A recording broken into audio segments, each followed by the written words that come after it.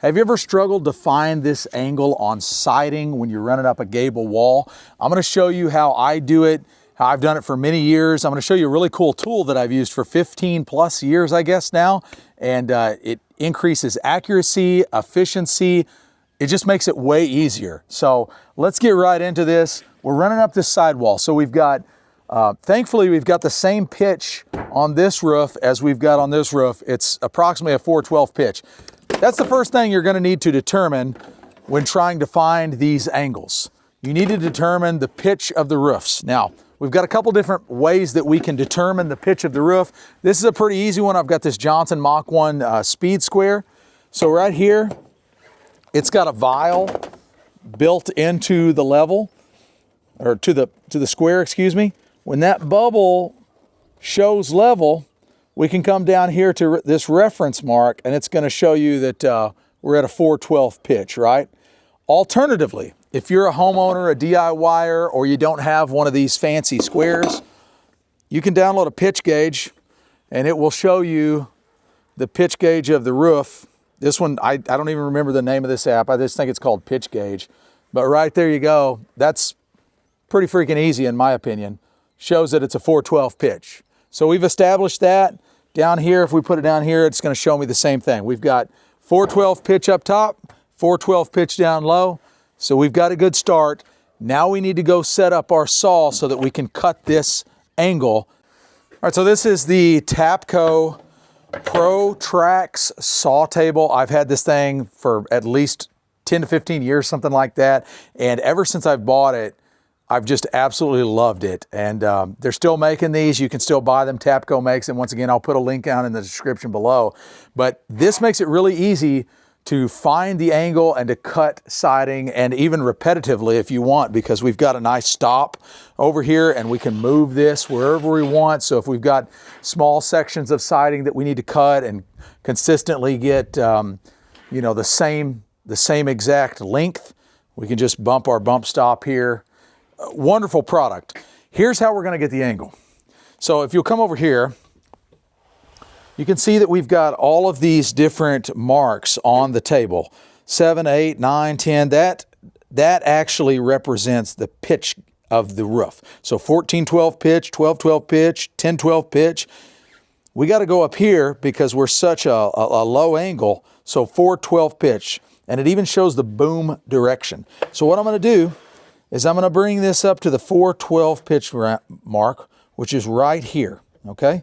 So right there's about 412, and you can see I've made some marks on here for other pitches when the pitch is off a little bit, and that's common. That's not uncommon to set it to that, cut a scrap piece, check it, and you need to micro adjust this just a hair, because even though the rafters might be a perfect 412, the materials that you're butting up against might not be set at that correct angle. Essentially though, what you do is these tables slide, and you just want to line it up with that measurement. If you got a 412 pitch, that's where I'm going to set it. And then I'm going to swing this boom, okay? I'm going to swing this boom until I hit it. I have to move this part out of the way. I don't want any interference here with my boom.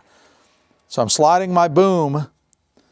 I got to move this one out of the way. All we want this boom to touch right now is this particular table. So once again, I'm on 4 right there.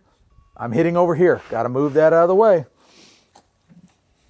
Keep going. Boom. I just hit. Let me make sure this is out of the way. I always like to double and triple check this. I actually need to move my boom just a little bit that direction to make sure I get on my fence. Right there, I think is going to get it. So I'm having to shift the boom that way. All right, I'm still on 412. I'm touching it. So right here, I'm making contact with the table. Now, literally all I have to do is come over here and lock it in place. I can't move it at that point. Now, to make it extra secure, I just like to bring the table in to where it's touching. That one's already touching right there. We're good to go. Now all we have to do is bring our siding in. Here's a small piece of siding. Got to bring our siding in and we can start making cuts. I use the Flex cordless circ saw. Come over here and you can see how this thing sits in this boom, this guide. So your guide rail on the right is going to slip into this kerf, and then it's going to sit on top of this slide right here. And I always like to pin the guard. As far as blades go, I like a diamond rimmed blade. That cuts siding really, really well, even in the wintertime when it's cold. So once the saw is in there, you also want to set your depth. You don't want that saw blade riding in the bottom of that track. So you're going to want to set the depth of your blade, but you can see how you can cut forwards and you can cut backwards with the saw, drawing the saw across the material. Now, obviously, we've got a couple of pieces already installed. It's always tricky getting around these kick-out flashings. That's the American flashings, kick-out flashing. I really like that thing, but you've got to take your time and be precise, and I didn't have time to film that. So anyways, we've got a nice start. We're ready to start up this wall, and something that I always do before I install really my template piece is I like to take a measurement of the bottom. You're going to be on the ProTrax saw table, you're going to be cutting, or at least I like to cut with the top towards the fence and the bottom towards your body. So what I like to do is I like to take a measurement of whatever my template piece is, and this one happens to be 48 inches exactly. So from bottom corner to the heel of this one, of this angle, it's 48 inches. Now that I've got that locked in my head, I can micro adjust that a little bit as we go up the sidewall with additional pieces of siding. But once you get this angle locked in, typically it stays fairly true, especially if you've got a nice big J channel like we've got. I think this is a 3/4 or 5/8. Either way, it's going to hide a lot of irregularities that might show up in your material. So, and getting your J channel and your trims on straight, that's kind of important as well. Ready to put this piece in.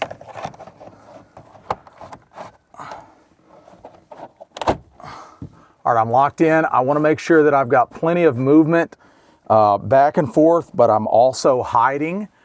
I don't want to, show any irregularities there or any gaps. That's about right. So I've got plenty of room for expansion and contraction. Now, one thing that I like to do, and it's kind of a pet peeve of mine, I've seen other siding guys just roll with this right up the gable wall. And about the time they get to the top, they realize that every piece of siding that they've installed is just a little bit off and a little bit off and a little bit off, and it's just compounding and compounding. And by the time they get to the top or to the peak, they're out of level quite a bit with their laps. That drives me crazy. This makes it a little bit easier. You just got to slow down a little bit, right? So this is a Johnson. This is actually a digital level. So I'm going to go ahead and turn it on right now. And I can hear an audible beep, and I've got a massive screen that I can look at. I don't have to look at this vial to tell if I'm level or not. So I just put that on top of the siding, and I can listen to that beep, and it's going to tell me which direction to go. Right there, I'm locked in. I can grab my stapler, if it'll come over here.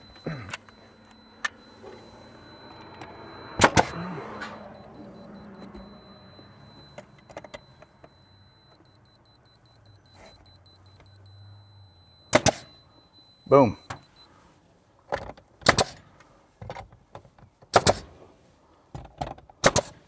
Could not recommend enough doing that. At least every other piece. I do every piece depending on how big the wall is, obviously, but because you're working at a double angle here, you're not just going up a gable, you've got this roof to worry about. You can get irregular real quick. This can sag on you, this can be lifted up too much or sag on you as well. You just never know. So it's best to verify it as you're going up. It really doesn't take that much time to throw a level on there and then tack it into place. That's how I do it. Let's go cut our next piece. We're going to start with a full piece here just to show you exactly how he's doing it. Now, we're just a two-man crew. So Chase is cut man. I'm typically up there installing. So it makes it easy to do it one piece at a time. We're not gang cutting these particular pieces. At least I'm not, because things can get thrown out of whack real quick. All right, Chase, I think it's notable, wouldn't you agree, that we show that you've got this lined up to where you've got the minimal amount of waste on the top. So Chase automatically knows this is the track that his blade is riding in. So that's about where the blade's gonna score this piece. If you were to just keep on coming, you're wasting additional siding. There's no point in doing that. So Chase lines up the siding about on the point there so it decreases waste. Another thing that Chase is doing right here, I want to show this off. He's making sure that the siding is flat against the fence. Now, I will ask Chase why he doesn't have these extensions out, because this is kind of a nice feature of this table, man. You need to take advantage of it. One thing that you'll notice with Chase, he's going to go relatively slow through this because you can get a little bit of deflection in your material. You see how that's moving just a little bit because it's kind of floating out here. The fence is so far away from it. So Chase goes a little bit slower than maybe I would, but that's okay. I'd rather have accuracy. Go ahead, Chase.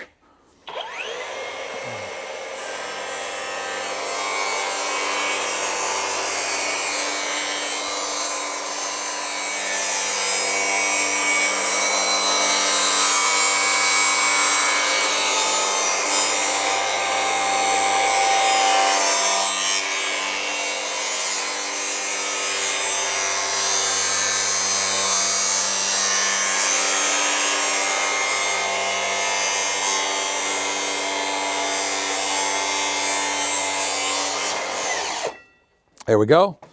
So there's his leftover piece. That's just scrap. And now we've got that particular angle on that piece of siding. Now, show us how you measure this out, Chase. We know we've got about 48 inches. Is that correct? That's correct. All right. We can pull these out as well.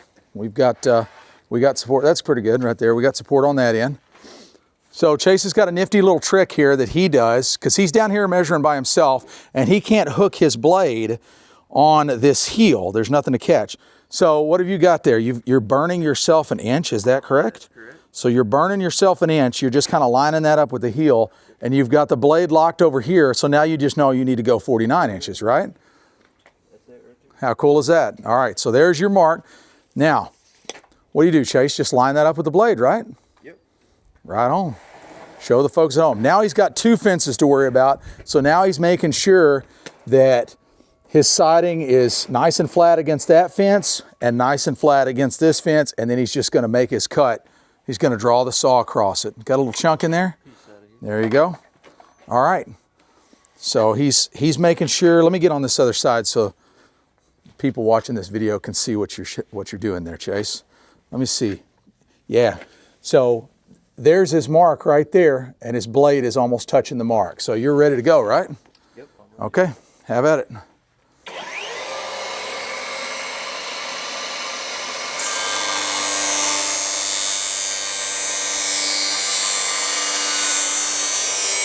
Now that we're done with that gable and it's looking good, tearing this thing down is a piece of cake. Turn it. This detaches. I can just set this down, and then it all just kind of folds together, which is super convenient, super easy. I hope that you learned something from this video.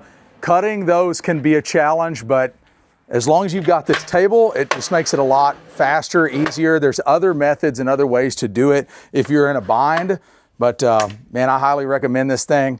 I've had it for a long time, and it's never let me down. Appreciate you tuning in. If you learned something, hit that like button. Consider subscribing. Lots of new content coming out all the time. We'll see you on the next one.